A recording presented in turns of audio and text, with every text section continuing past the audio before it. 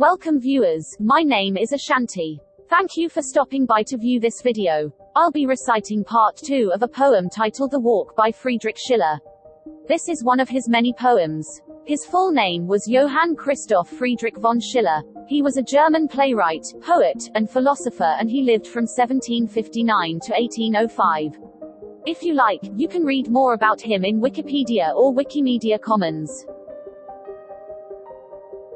Down from the heavens descends the blessed troop of immortals, in the bright circle divine making their festal abode, granting glorious gifts, they appear, and first of all, Ceres offers the gift of the plough, Hermes the anchor brings next, Bacchus the grape, and Minerva the verdant olive tree's branches, even his charger of war brings their Poseidon as well.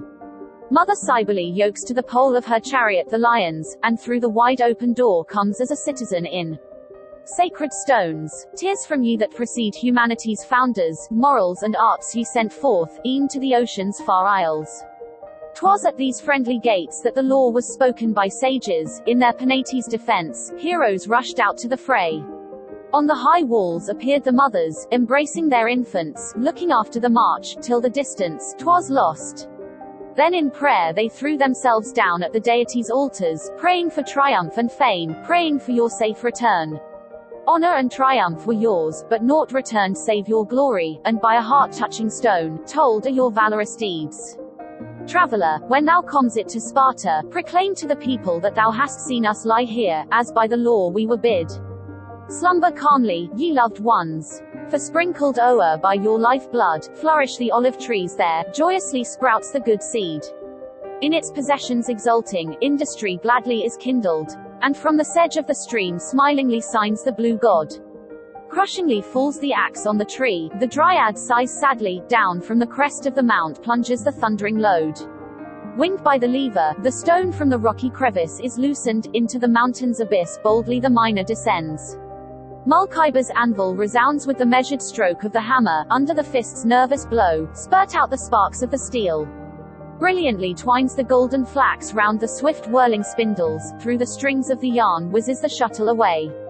Far in the roads the pilot calls, and the vessels are waiting, that to the foreigner's land carry the produce of home, others gladly approach with the treasures of far distant regions, high on the mast's lofty head flutters the garland of mirth. See how yon markets, those centers of life and of gladness, are swarming. Strange confusion of tongues sounds in the wondering ear. Onto the pile the wealth of the earth is heaped by the merchant, all that the sun's scorching rays bring forth on Africa's soil, all that Arabia prepares, that the uttermost fool produces, high with heart-gladdening stores fills Amalthea her horn. Fortune wedded to talent gives birth there to children immortal, suckled in liberty's arms, flourish the arts there of joy. With the image of life the eyes by the sculptor are ravished, and by the chisel inspired, speaks e'en the sensitive stone. Sky's artificial repose on slender Ionian columns, and a pantheon includes all that Olympus contains. Light as the rainbow's spring through the air, as the dart from the bowstring, leaps the yoke of the bridge over the boisterous stream.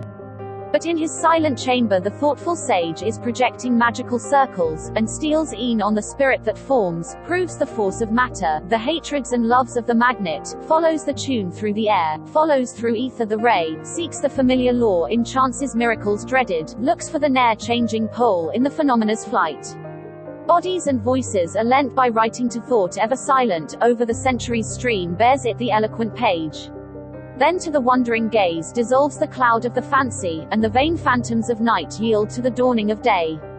Man now breaks through his fetters, the happy one. Oh, let him never break from the bridle of shame, when from fear's fetters he breaks freedom, is reason's cry, freedom.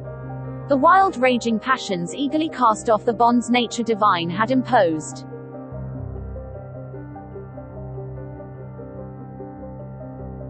Well viewers, I hope you enjoyed this poetry video part 2 of the poem The Walk. Thank you for watching, stay tuned, and consider subscribing.